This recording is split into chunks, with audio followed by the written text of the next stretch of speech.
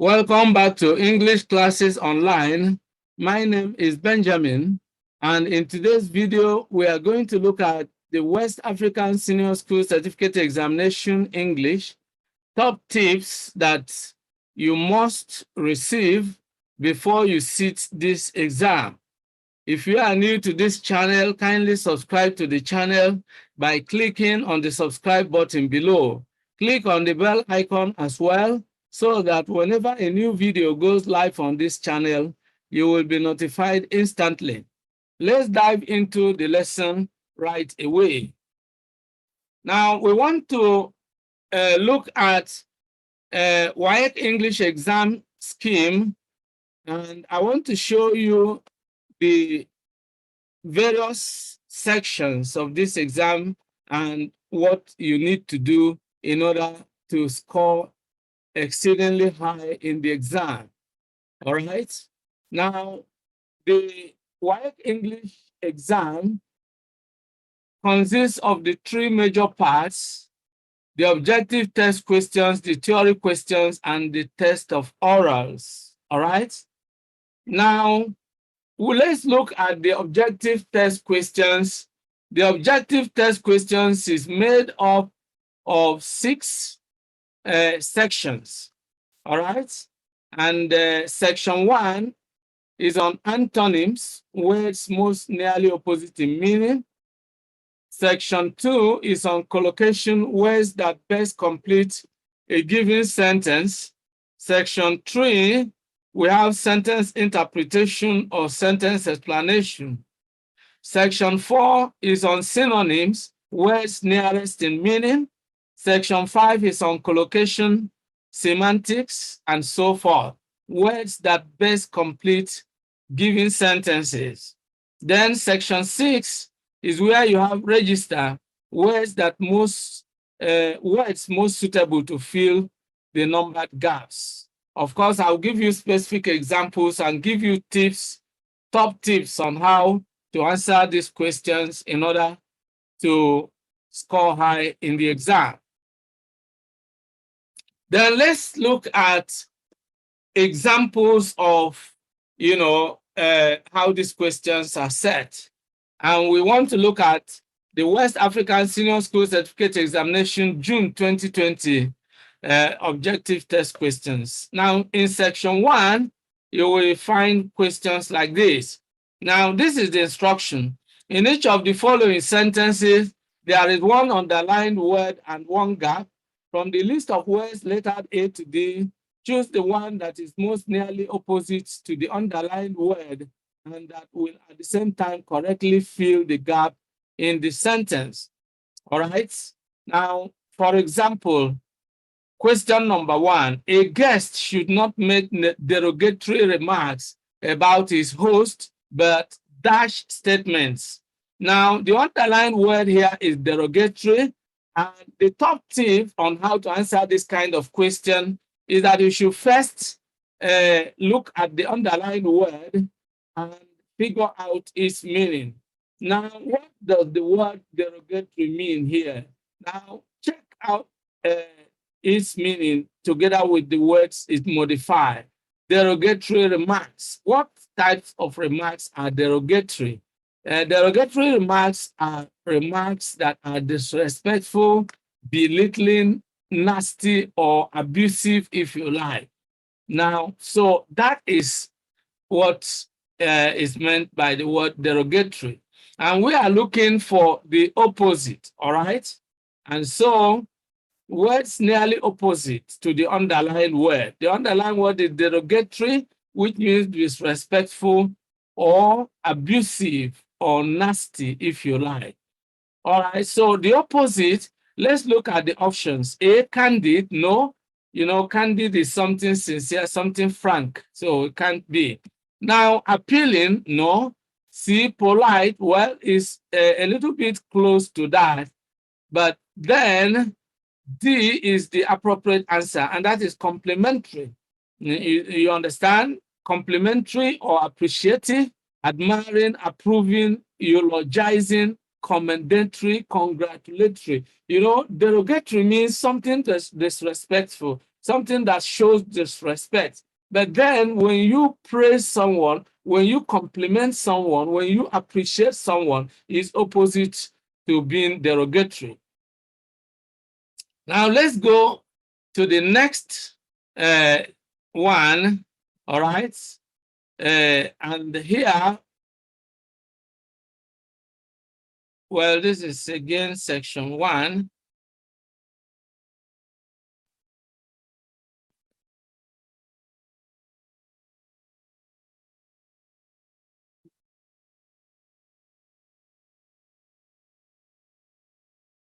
Okay. This one is 2020. And here we have 2019. All right, 2019. Let's see. Yeah, the same thing, the same type of question. In each of the following sentences, there is one underlined word and one gap. From the list of words lettered A to D, choose the one that is most nearly opposite to the underlined word and that will at the same time correctly fill the gap in the sentence. Now, this is also section 1, but this is for the year 2019. The first one we saw is for the year 2020. All right, the same section, but we are looking at a different year, the kind of question in that year. This shows you that, why it comes up with similar questions each year. And I want to give you the top tips on how you can answer this kind of questions, because by the time we look at 3 different years and a similar question, then you can be sure that you are going to meet this type of question. And once I show you how you can answer this question, then of course, if you go and answer this question using this procedure, then of course, you will get it right. Now let's look at question number 1 again. Though my mother was convinced about the success of the business, her manager remained dash. Now, the word underlined is convinced. When you are convinced, you are sure, you are satisfied, all right? You believe, you agree with that situation. You believe it is true. You accept the fact, all right? So, though my mother was convinced about the success of the business, her manager remained dash, skeptical. Skeptical is the correct answer, because when you are skeptical, you are not convinced. You are doubtful, all right? You are doubtful. When you are skeptical, you are doubtful. You are unbelieving. You don't believe that is true.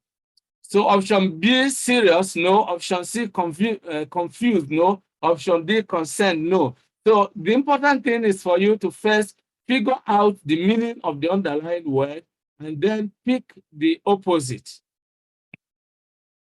So the word convinced is certain, persuaded, sure, confident, believing. When you believe something, you are convinced. When you are in doubt, you are skeptical. You are skeptical, you are uncertain, you are unsure, you are unconvinced. So you need to have a large active vocabulary to answer questions correctly in this section. And then let's look at the year 2018, the same question on words most nearly opposite to the underlined word. And then question number 1, Mintu's inquisitiveness is in sharp contrast with her sister's dash. The word underlined here is inquisitiveness. You need to understand the meaning of inquisitiveness. The word inquisitiveness is derived from the word inquisitive. When you are inquisitive, you are curious, you want to know, all right? So, and when you are inquisitive, inquisitiveness means curiosity, interestedness, you are curious, you are eager to know. That's what it means. And then the opposite, let's look at the options. Option A is indifference, which is quite correct, because indifference means lack of concern, lack of interest. You are not concerned. It doesn't concern you, all right? When you are inquisitive, you are interested, you are concerned, you are eager to know. you are interested in it. But when you are indifferent, you are disinterested. You are not interested. All right. So indifference is the correct option. And then other options are noisiness, option B, no. Option C, calmness, no. Option D, dullness, no. So we have really looked at section 1 in your objective test, and that is words nearly opposite in meaning. Now let's look at the next section, which is section 2, and here we are going to look at words on collocation. Now, the instruction is this: from the words lettered A to D, choose the word that best completes each of the following sentences. Now, question 11, the runner was dashed at 15 seconds at the end of the race. A, taped. B, timed. C, belt. D, neutralized. You need to understand the language of athletics, what happens in a race. When people run, then they are timed, because people, when they are timed, because the record will always show at the exact time or the amount of time it took a runner to complete the race. All right. So timed is the appropriate word here. All right. A runner is timed at 15 seconds. And again, you see the collocation. Timed at 15 seconds. So the word, the phrase 15 seconds here actually give us a clue that it is time that is being talked about. You are timed at a given time. All right. Now, let's look at the year 2019 and the kind of question we find in section 2. The same instruction: from the words lettered A to D, choose the word that best completes each of the following sentences. 11, investigation revealed that the senior students dashed the juniors to the throw. Let me take it again. Investigation revealed that the senior students dashed the juniors to throw stones at the principal's car. No, okay. A, infuriated, no. B, integrated, no. C, instigated, yes. Now, the actual word is instigated. When you instigate someone to do something, you deceive them into, you mount pressure on them until they do it, and it's usually something wrong, right? They were instigated. The next is instituted, which is not quite correct. Then let's look at 2018, the same section 2. We have looked at section 2 in 2020, section 2 in 2019, and now section 2 in 2018. The same question 11 is where you find section 2, and it is always a similar question. So take note of how you go into this exam hall, and you will approach this exam using this procedure. Now, let's look at this question number 11 in 2018.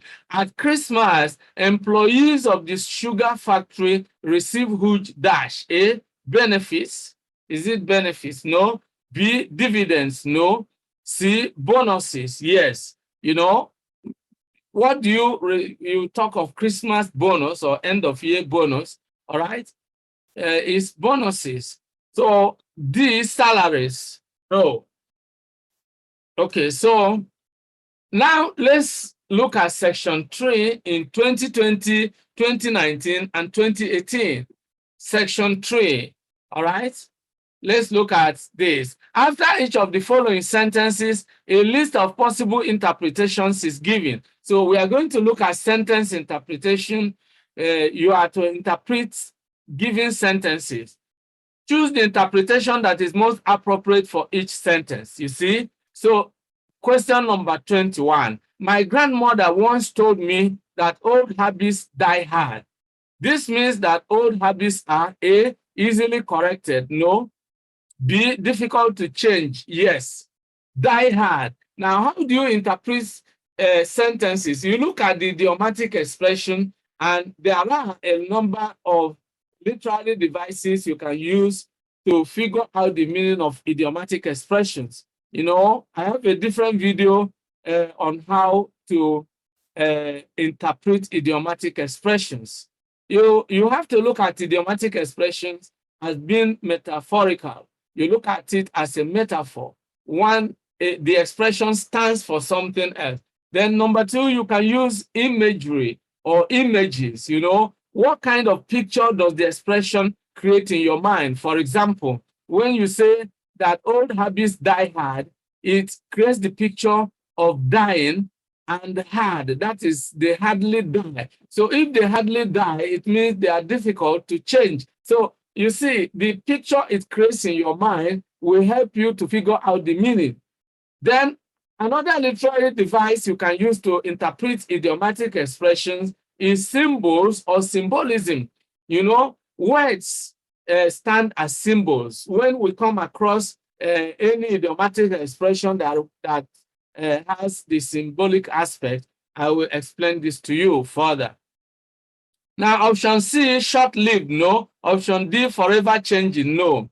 Now, let's look at 2019 sentence interpretation. The same question 21, take note. The class captain got cold feet. This is feet, really. Let's correct this. This is feet.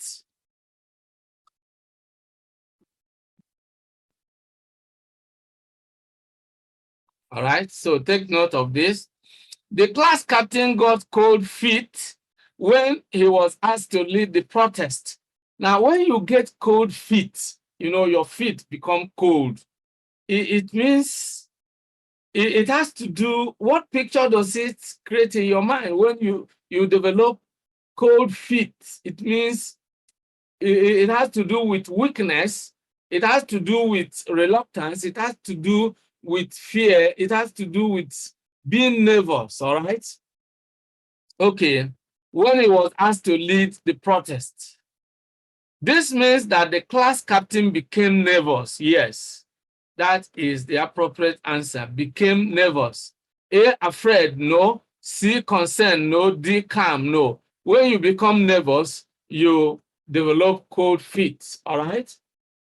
All right, so that's exactly the way to figure out idiomatic expressions. So let's now go to the same section 3, but 2018. Take note of the fact that it is, again, question number 21. So you can see a similar pattern. So before you get into the exam, pause this video at different intervals and take a critical look at these questions and the tips I am giving you right now. They will be extremely helpful to you as you get into your exam hall. Now, question number 21. Can you imagine Oka behaving as if he has all the knowledge in the world? You see, behaving as if he has all the knowledge in the world. Now, just look at the sentence and try to figure out the meaning. If someone is behaving as if he has all the knowledge in the world, you know it creates some picture in your mind. All right, so let's look at the option. This means that Oka A does not really know everything. Well, does not really know everything. Well, let's look at other options. This is a bit close. B, knows so much more than we think. No, that's not the, you know, he behaving as if he has all the knowledge, as if he's pretending. That's the meaning. It does not mean that he really has all the knowledge. He doesn't have all the knowledge. He is only pretending, you know, he's behaving as if, you know. So B is eliminated. C is admired by everybody, eliminated. D, respects other people, eliminated. So option A is quite correct. You know, Oka does not really know everything. He's only pretending or behaving as if he has all the knowledge in the world. So that's just the meaning, all right? Okay, so now let's go to the next the next section. And here we are going to section 4. And then we start with the year 2020. Now, the instruction for section 4 is the same. Let's look at it. From the words lettered A to D, below each of the following sentences, choose the word or group of words that is nearest in meaning to the underlined word as it is used in the sentence. So, words nearest in meaning, synonyms. All right. So, let's look at question number 31. The boy was reluctant to carry out the order of his senior. The word underlined is reluctant, and you need to understand the meaning of reluctant. When you are reluctant, you are not willing to do something. All right, you are really not forward. You are not willing to do it. You are reluctant. All right, you are hesitant. You have not made up your mind to do it, and you are not willing to do it. All right, so with this meaning in mind, let's look at option A, adamant, no. B, slow, no. C, sluggish, no. D, unwilling, yes. That's the correct option. It means you are reluctant, means you are unwilling, you are disinclined, you are grudging, you are unenthusiastic. All right, so let's go to the year 2019. All right. And so the same question 31, take note of, the repetitive nature of course, how these questions occur each year. 2019 is question 31. It begins with question 31, and 2020 begins with question 31. So let's look at this. Amina is fond of making derogatory remarks about her brother. Now, derogatory, we earlier met it. It means disrespectful, all right? So in that previous question, we were asked to look for the opposite, but now we are looking for the word nearest in meaning. Now, let's look at the option. Option A, inconsiderate, no. B, discreet, no. C, unnecessary, no. D, belittling, yes. Derogatory means disrespectful, belittling, nasty, abusive, demeaning, and so on. Okay, so let's now go to 2018, and again you can see question 31. He was such a brilliant footballer. Look at the underlined word brilliant. A, an inspired, no. B, an intelligent, yes. When you are brilliant, you are intelligent. C, dazzling, no. D is somehow omitted here. So, but we've gotten the appropriate answer, and that is intelligent. When you are brilliant, you are intelligent. Don't forget, we are looking for words, the word or group of words that is nearest in meaning. So take note of that. So let's now move on to the next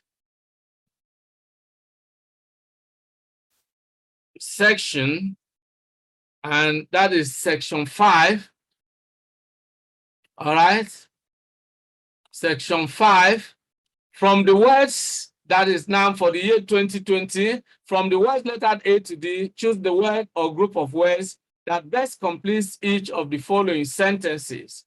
Question number 41. The soldiers laid dash the town to arrest the terrorists. A, siege on, no. B, siege to, yes. You lay siege to. Here we are looking at collocation, certain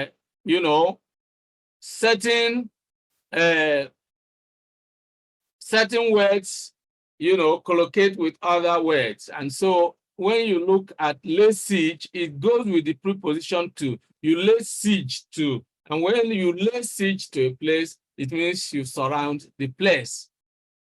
So let's now again move on to 2019. We are dealing with section 5. 2019 is our next port of call. Question number 41. take note of the fact that in 2020, it is section 5 starts with question 41, and then 2019, again, section 5 starts with question 41. So look at the same way that WASSCE comes up with their exam questions. So that is what I want you to see. And if you follow this procedure, you will find the questions quite easy and you will score high. So question 41 in 2019 is as follows. You have no excuse dash late. A, in being late, no. B, to being late, no. C, being late, no. D, for being late, yes. This has to do with, the grammatically correct expression that should fit in there.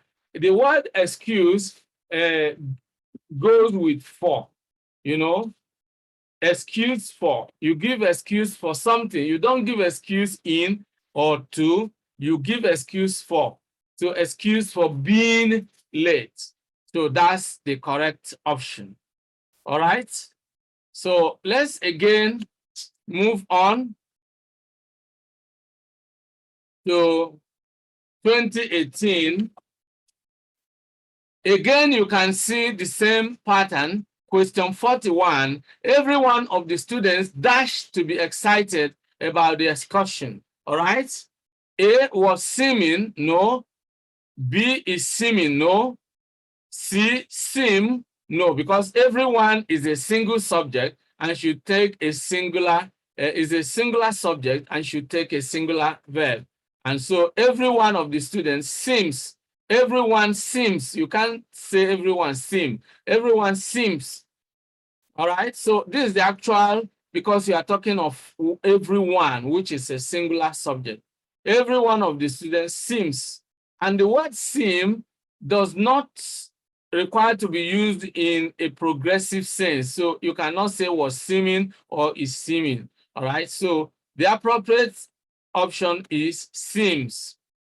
So that is the way to go in questions like this. So again, let's move on to the next section, which is section 6. And section 6 has to do with register. That's the last section in these objective questions. In this video, we are looking at part 1, which is on the objective questions. In the next, in top tips part 2, we shall be looking at the theory questions. All right. So let's look at 2020 section 6 questions and look at the instruction. In the following passage, the numbered gaps include missing words. Against each number in the list below the passage, 4 options are given in columns lettered A to D. Choose the word that is the most suitable to fill the numbered gaps in the passage. Now, let's look at the first part and treat question number 71. Hardly a day passes without news of terrible accidents on our roads. That gives you the idea that the passage is about road accidents.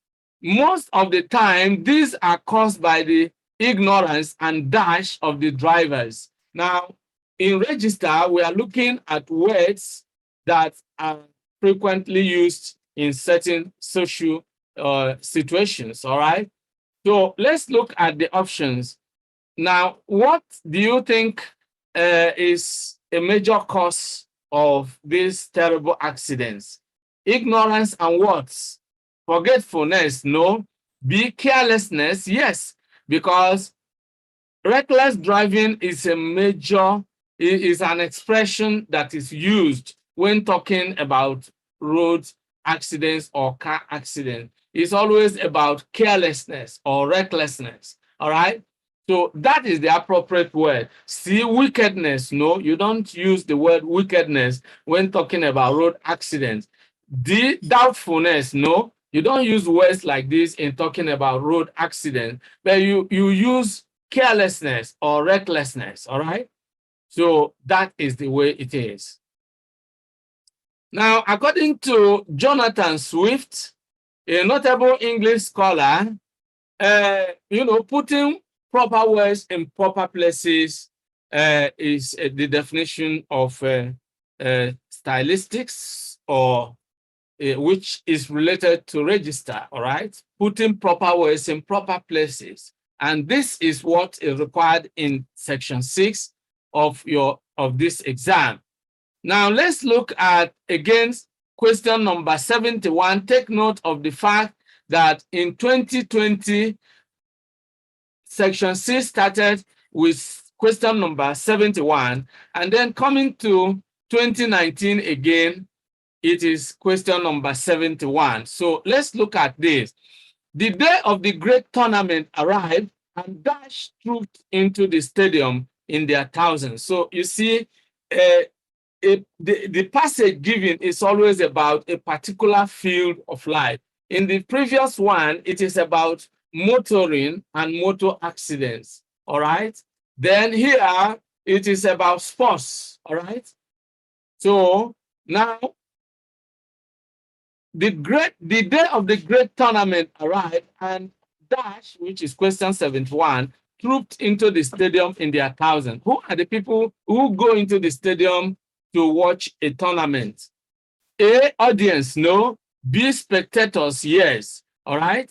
Spectators are people who watch a competition. Crowd, no. Crowd is any large group of people. Then congregation, no.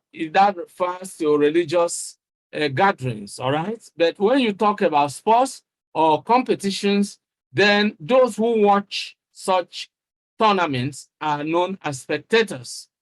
All right, so let's now move on to 2018. All right.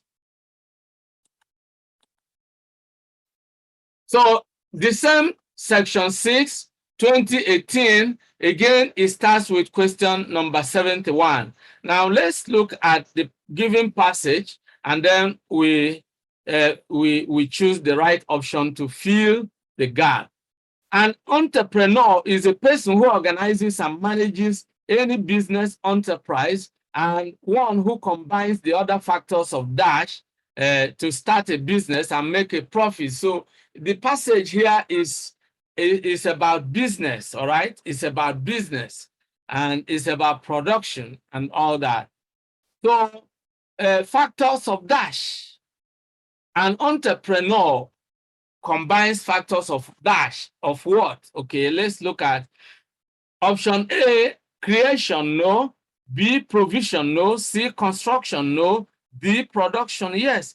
If you are conversant with economics, you know that the entrepreneurship is about combining factors of production, all right?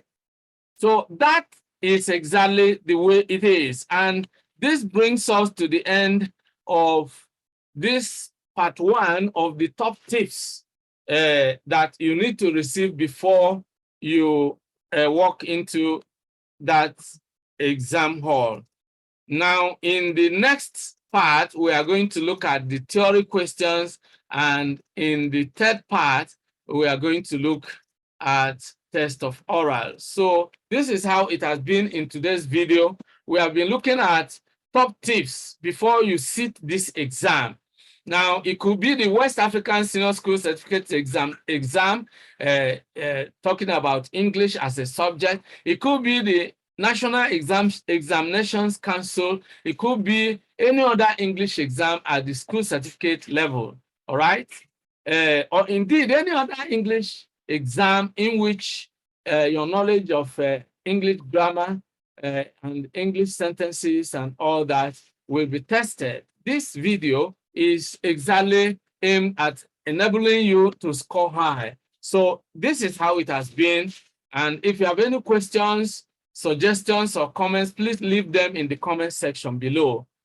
Find time to browse through the description section, and you will find a free PDF ebook that I have included there for you. Just click on the link and you'll be able to download a free PDF ebook on the basic units of English grammar. You will also find a link that will enable you to grab a copy of my very important ebook, English ebook, Good Success in English, a complete study package for effective English learning. And if you are interested in it, just click on the link in the description box, and you'll be able to grab a copy for yourself. There are other ebooks that if you just click on the link, you'll be able to get your own copy. And of course, if you want to visit our website, the official website for English classes online, it is www.englishclassesonline.com.ng. Again, you will find a link to that website. You will find a lot of free resources that will be helpful to you in achieving your goal of attaining proficiency in the use of English. Now, I want to say a big thank you to all of you for being part of today's episode. I am organizing a webinar, a free masterclass and live training on how to set up an online teaching business. This is a way of saying a big thank you and giving back to the online community for helping English classes online to achieve over 5,000 subscribers on this channel. And in order to show our gratitude, we are putting together a free masterclass for those of you who might want to start doing what I'm doing, teaching English online and earning income for your efforts. So if you are interested, click on the link I'm going to insert below, and you will be part of that free masterclass. So this is how we end today's video. I look forward to seeing you in the next class. Goodbye for now and remain blessed. Many thanks for watching today's video. A big thank you to all of you out there for being part of today's episode. I hope you enjoyed the video. If you did, kindly subscribe to this channel. Subscribe now as a way of giving us support. For notification about new videos, click on the bell icon. You will find the bell icon. Click on it so that whenever a new video is uploaded, you will be instantly notified. If you have actually enjoyed the video, like and share the video with your friends and relatives. This is very important. If you have any comments, leave your comments below. Any questions, any suggestions, we would gladly receive them and respond promptly and positively to them. See you in the next video. I look forward to always seeing you